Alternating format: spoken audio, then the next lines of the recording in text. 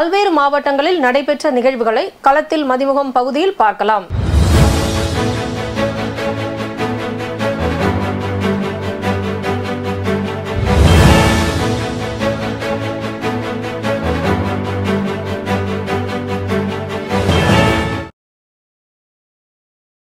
திருச்சி மத்திய பேருந்து நிலையத்திலிருந்து ஈரோடு செல்லும் அரசு பேருந்து காளிகோயில் அருகில் எதிரில் வந்த ஆட்டோ மீது மோதியதில் சம்பவ இடத்திலேயே ஒருவர் உயிரிழந்துள்ளார். மேலும் 4 பேர் படுகாயமடைந்த நிலையில் அரசு மருத்துவமனையில் சிகிச்சைக்காக அனுமதிக்கப்பட்டுள்ளனர். ஆட்டோவில் பயணித்த அனைவரும் திருச்சி தில்லை நகர் வடவூர் பகுதியை சேர்ந்தவர்கள் என கூறப்படுகிறது.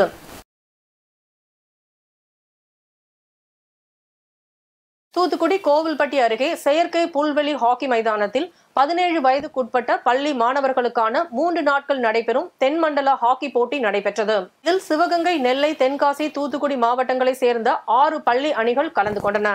இதில் 7-2 என்ற கோல் கணக்கில் திருநெல்வேலி விளையாட்டு விடுதி அணி வெற்றி பெற்றது. மேலும் திருநெல்வேலி விளையாட்டு விடுதி மாநில அளவிலான போட்டிக்கு தகுதி பெற்றுள்ளது. இதனைத் தொடர்ந்து வெற்றி பெற்ற அணியினருக்கு கோப்பை மற்றும் நினைவு பரிசுகளை வழங்கினர். நடிகர் சிவாஜி கணேசனின் 23ஆம் ஆண்டு நினைவு தினத்தை முன்னிட்டு மதுரை ராஜா முத்தையா மன்றத்தில் உள்ள அவரது சிலை பெருந்தலைவர் நடிகர் திலகம் அறக்கட்டளை சார்பில் KR சுரேஷ் பாபு, SN பாலாஜி ஆகியோர் மாலை அணிவித்தனர். இதில் பலர் கலந்து கொண்டனர். திருப்பத்தூர் நாற்றம்பள்ளி பேரூராட்சி அலுவலகம் முன்பு தமிழகத்தில் உள்ள இந்து கோயில்களை அந்தந்த கோயில் நிர்வாகத்திடம் ஒப்படைத்துவிட்டு தமிழக அரசு கோயில்களில் இருந்து வெளியேற வேண்டும் என்றும் ஆலய தரிசனத்திற்கு கட்டணம் வசூலிக்க கூடாது, ஆலயங்களில் இருந்து இந்து சமய அறநிலையத்துறை முறையாக பூஜை நடத்த கோரிக்கையை முன்வைத்து இந்த முன்னணியினர் கோஷங்களை எழுப்பி தடையை மீறி போராட்டத்தில் ஈடுபட்டனர். அப்போது காவல்துறை அனுமதியற்ற ஆர்ப்பாட்டம் செய்வதாக கூறி ஆர்ப்பாட்டத்தில் ஈடுபட்டவர்களை கைது செய்து MK ராஜா திருமண மண்டபத்தில் அடைத்தனர். இதனால் அப்பகுதியில் சிறிது நேரம் பரபரப்பு ஏற்பட்டது. இந்து அறநிலையத்துறை கோயிலில் என்னென்ன கட்டணம் வசூல் பண்ணி கோயிலுடைய சொத்துக்களை பராமரிக்கிற என்ற ஒரு முறையில் கோயிலுக்குள்ள வந்து கோயில்களை பராமரிக்காமல் கோயில் கட்டணம் பேரில் இந்து மக்களை பக்தர்களை வஞ்சித்து கோயில் நிலங்களை பாதுகாக்காமல் முறையாம வசூலி பண்ணாமல் கோயில் சிலைகளை பாதுகாக்காமல் கோயில் அழிஞ்சு கொண்டு இருக்கிறது. இந்த அறநிலையத்துறை கோயில் பாதுகாக்காம அழிவுக்கு காரணமா இருக்கு. இது தமிழகம் முழுவதும் இந்து மக்களிடையே பெரிய எழுச்சி ஏற்பட்டு கோயில்களை பாதுகாக்க வேண்டும். இந்து அறநிலையத்துறை மதசார்பற்ற நாட்டில் முஸ்லீம்களுக்கு அறநிலையத்துறை கிடையாது, கிறிஸ்டின்களுக்கு அறநிலையத்துறை கிடையாது. ஆனா இந்து மக்களுக்கு மட்டும், இந்து மக்கள் முன்னோர் கட்டிய கோயிலுக்கு மட்டும் அறநிலையத்துறை என்ற பெயரில் கோயிலுக்குள்ள நுழைந்து கோயில்களை நாசம் செய்யக்கூடிய வேலையை இந்து அறநிலையத்துறை செய்கிறது. ஒவ்வொரு அரசாங்கம் வந்தாலும் அந்த அரசாங்கத்துடைய அரசியல்வாதிகளுடைய கட்டுப்பாட்டில் கோயில் போவதனால் பக்தர்களுக்கு மதிப்பில்லை. கோயில்களுக்கு போனா பக்தர்களை அறநிலையத்துறை அடியாட்களை வைத்து அடிக்கிறாங்க, கோயில் சிலையை பாதுகாக்க மாட்டேன்றாங்க, கோயில் உண்டையில முறையா வரி கணக்கு காட்ட மாட்டேன்றாங்க.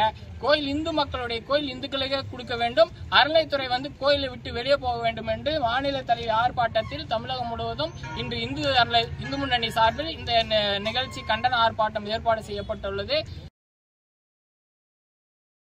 ராணிப்பேட்டை அரக்கோணம் ரயில்வே பாதுகாப்பு படை வின்சென்ட் என்பவர் திடீரென செல்போன் டவர் மீது ஏறி நின்று பேனர் ஒன்றை பிடித்தபடி நூதன போராட்டம் நடத்தினார்.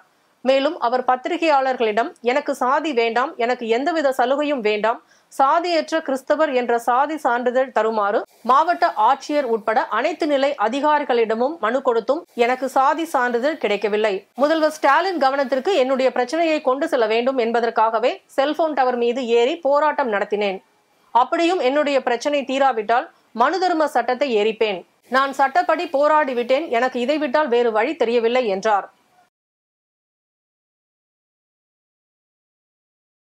திருவண்ணாமலை பௌர்ணமி தினத்தன்று கிரிவலம் முடித்துவிட்டு வரும் பக்தர்களை பேருந்து நிலையத்தில் அழைத்து சென்று விடுவதற்காக ஆட்டோக்கள் போட்டி போட்டுக்கொண்டு அதிக சத்தம் எழுப்பும் சைலன்சர்களோடு சாலையில் நடந்து செல்பவர்களை அச்சுறுத்தும் வகையில் ஆட்டோக்களை இயக்குவதால் தொடர்ந்து காவல்துறைக்கும் மாவட்ட நிர்வாகத்திற்கும் புகார்கள் எழுந்து வந்த நிலையில் நேற்று இரவு 2 ஆட்டோக்கள் நேருக்கு நேர் மோதிக்கொண்ட சம்பவம் நடைபெற்றுள்ளது.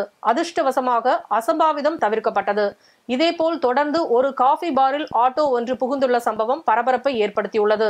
இதுபோன்று ஆட்டோ இயக்குநர்களின் போட்டியால் ஏற்படும் விபத்துகளை தவிர்க்க காவல்துறையினர் உரிய நடவடிக்கை எடுக்க வேண்டும் என ஆன்மீக பக்தர்கள் வேண்டுகோள் விடுத்துள்ளனர். மயிலாடுதுறை கூரைநாடு பகுதியில் பிரசித்தி பெற்ற புனித புதுவை மற்றும் வனத்து அந்தோணியார் ஆலயத்தில் திவ்ய நற்கருணை பெருவிழா நடைபெற்றது. விழாவின் முதல் நிகழ்வாக சிறப்பு திருப்பலி நடைபெற்றது. தொடர்ந்து ஆலய வளாகத்தில் திவ்ய நற்கருணை பவனி மற்றும் ஆராதனை நடைபெற்றது. தொடர்ந்து உலக அமைதிக்காகவும் மக்கள் நலன்களுக்காகவும் சமத்துவம் சகோதரத்துவம் நிலைத்திடவும் வேண்டி சிறப்பு பிரார்த்தனை வழிபாடு நடத்தினர். இதில் அருட்தந்தையர்கள், அருட்சகோதரர்கள், அருட்சகோதரிகள், இறைமக்கள் உள்ளிட்ட ஏராளமானோர் கலந்து கொண்டு பிரார்த்தனை செய்தனர்.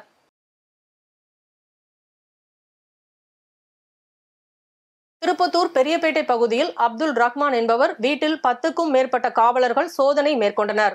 அப்போது செல்போன் மற்றும் சிம் கார்டுகள் உள்ளிட்ட பல பொருட்களை பறிமுதல் செய்து தொடர்ந்து அவரை கைது செய்து விசாரணை மேற்கொண்டனர். விசாரணையில் அவர் கொலை குற்றவாளியுடன் தொடர்பில் இருந்த உண்மை தெரியவந்தது. இதனைத் தொடர்ந்து அவரை நகர காவலர் வழக்கு பதிவு செய்து நீதிமன்றத்தில் ஆஜர்படுத்தி சிறையில் அடைத்தனர். மேலும் இதே வழக்கில் தஸ்தகீர் என்பவரை நகர காவலர் கைது செய்து சிறையில் அடைத்தனர். கொலை குற்றவாளிகளுடன் தொடர்பில் இருந்த இளைஞர்கள் 2 பேர் கைது செய்து சிறையில் அடைக்கப்பட்ட சம்பவம் அப்பகுதியில் பெரும் பரபரப்பை ஏற்படுத்தியுள்ளது. காவிரி நீர்பிடிப்பு பகுதியில் கனமழையால் காவிரியில் நீர் அதிகரித்து வருவதால் உணவு தேடி அவ்வப்போது காவிரி கரையோர பகுதிகளில் முதலைகள் நடமாட்டம் இருக்கும். மேலும் காவிரி ஆற்றில் தற்போது நீர் அதிகரித்து வருவதால் ஆற்றில் ஓடும் நீரின் வேகம் அதிகரித்துள்ளது. ஆழமான பகுதியில் இருக்கும் சில முதலைகள் ஆற்றின் மேல் பகுதிக்கு வருகின்றன. இதனிடையே தொங்குபாலம் அருகே ஒரு முதலை பாறையின் மீது ஒய்யாரமாக படுத்திருந்தது. இதனால் அப்பகுதியில் இருந்த சுற்றுலா பயணிகள் முதலையை கண்டு அச்சமடைந்ததால் பரபரப்பு ஏற்பட்டது. காவிரி ஆற்றில் வெள்ளப்பெருக்கு ஏற்பட்டு உள்ள நிலையில் ஒகேனக்கல் பகுதியில் முதலைகள் நடமாட்டம் இருப்பதால் ஆற்றங்கரையோரம் பொதுமக்கள் செல்லக்கூடாது என எச்சரிக்கை விடப்பட்டுள்ளது.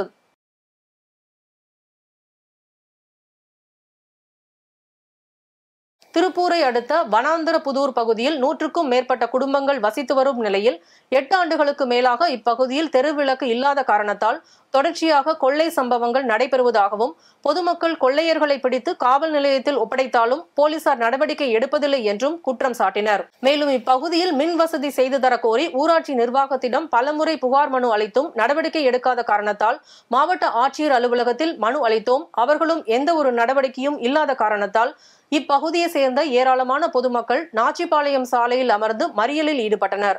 தகவல் அறிந்து சம்பவ இடத்திற்கு வந்த போலீசார் நடவடிக்கை எடுப்பதாக உறுதியளித்ததன் பேரில் மறியலில் ஈடுபட்ட பொதுமக்கள் கலைந்து சென்றனர்.